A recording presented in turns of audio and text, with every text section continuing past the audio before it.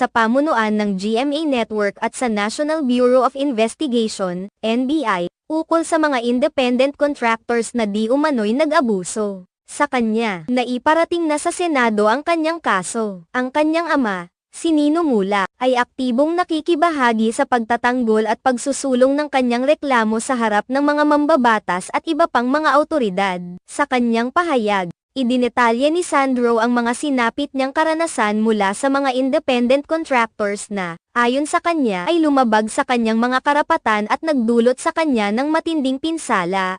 Hindi lamang sa pisikal kundi pati na rin sa emosyonal na aspeto. Ang mga pag-uusap ukol sa kaso ay patuloy na isinasagawa, ngunit tila walang maliwanag na resulta sa ngayon. Ang investigasyon ng NBI ay patuloy na tumutok sa pagsusuri sa mga alegasyon ni Sandro. Sa kabila ng mga hakbang na ginagawa ng mga awtoridad, nananatiling bukas ang